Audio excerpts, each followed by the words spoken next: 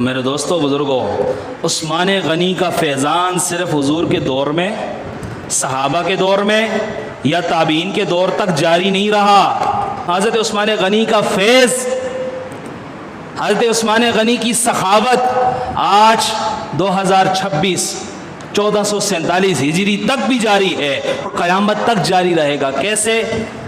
آج بھی سعودی عرب میں جو گئے ہیں عمرے کی نیت سے، حج کی نیت سے، آپ جائیں، وہاں جا کر مدینے کے اندر تحقیق کریں، اور بینک کے اندر باقاعدہ عثمان نامی اکاؤنٹ ہے جہاں حضرت عثمان غنی کے باغ اس وقت قائم تھے اور آج بھی قائم ہے، اور وہاں سے آمدنی ہوتی ہے اور اس حضرت عثمان نامی اکاؤنٹ میں جمع ہوتا ہے اور پوری آمدنی مدینہ منورہ میں صرف ہوتی ہے۔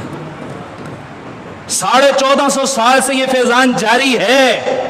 آج وہ بینک اس میں جو ہے آپ کے نام سے وہ جمع کیا جاتا ہے اور وہ صرف ہوتا ہے مدینہ منورہ کے اندر۔ اتنا بڑا مقام کس کا ہوگا؟ یہ حضور کی تربیت ہے، آقا کریم علیہ الصلوۃ والسلام کی زیر تربیت رہے اور انہوں نے یہ مقام حاصل کیا۔ ایک شخص تھا نا، سخی کون؟ حضرت عثمان غنی۔ فرماتے ہیں کہ ایک شخص حضور کی خدمت میں آیا اور اس نے عرض کی، یا رسول اللہ علیہ وسلم بیٹی کی شادی ہے، پاس کچھ ہے نہیں اور چاہتا ہوں کہ کچھ مدد ہو جائے۔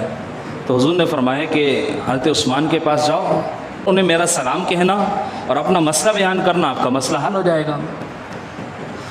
وہ شخص کہتا ہے کہ میں حضرت عثمان غنی کے دروازے تک پہنچا تو اندر سے ڈانٹنے کے غضب کی آوازیں آ رہی تھیں، ڈانٹ ڈپٹ کی آوازیں آ رہی تھیں۔ تو میں نے آگے ہو کے جب آواز بلند ہوئی تو میں نے سنی کہ حضرت عثمان غنی اپنی زوجہ سے جھگڑ رہے ہیں۔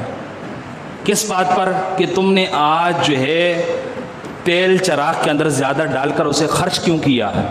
یہ چیز ایسے زیادہ کیسے صرف کر دی، کیسے خرچ کر دی، اتنا اسراف کیوں کیا گیا؟ اس معاملے پر جو ہے وہ جھگڑ رہے ہیں۔ اس شخص کے دل میں آئی، صحابی کے دل میں، یار جو شخص تیل کے بارے میں اپنی بیوی سے، اپنی زوجہ سے جھگڑے، وہ میری کیا مدد کرے گا جو اپنے گھر والوں سے جھگڑ رہا ہے؟ خیر موڈ ہوا واپس جانے کا، پھر کہا نہیں جاتا نہیں ہوں، حضور کا سلام پہنچا دیتا ہوں، پھر واپسی چلا جاؤں گا۔ خیر دروازے پر دستک دیتے ہیں تو آواز آتی ہے کہ اندر آ جائیں۔ جب اندر جاتے ہیں تو کہتے ہیں حضور نے سلام بھیجا۔ تو جب سلام بھیجا تو پھر اس کا پیچھے مقصد یہ ہے کہ پیچھے کچھ نہ کچھ بات ہے، تو حضور نے سلام بھیجا۔ کہا بتاؤ کہ کیا ضرورت ہے، کس مقصد سے آئے ہو؟ کہا کہ کوئی بس بات یہ تھی، حضور کی خدمت میں گیا تھا اور میری بیٹی کی شادی تھی، ضرورت تھی، لیکن دوسری بات یہ ہے کہ میں نے معاملہ یہ دیکھا کہ آپ اپنی زوجہ سے تیل کے بارے میں جھگڑ رہے ہیں، تو آپ میری مدد کیسے کریں گے؟ میں تو اس بات کو سوچ کر واپس جانے والا تھا۔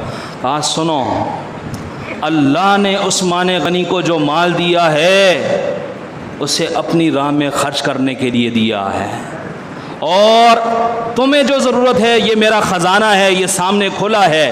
عثمان غنی اپنے گھر والوں پر سختی اس وجہ سے کرتا ہے کہ وہ اسراف نہ کریں، وہ لوگوں کی امانت جو اللہ نے عثمان کو دی ہے، عثمان کے خزانے میں ہے، وہ ضائع کر کے لوگوں کی مجبوریوں کو تلف نہ کریں۔ کہا اس وجہ سے اپنے گھر والوں پر جو ہے سختی کرتا ہوں، تمہاری ضرورت ہے یہ ہے خزانے کا دروازہ میں کھولتا ہوں، جو چاہیے وہ لے جاؤ۔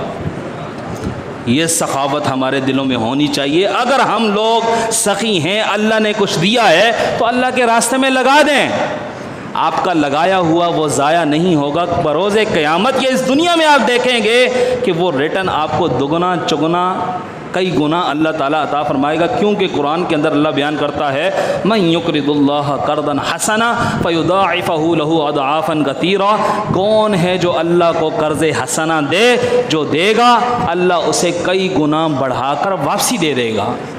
اب وہ واپسی دنیا میں بھی دے گا اور واپسی اس جو دیا ہے اس پر آخرت میں بھی اجر عطا فرمائے گا۔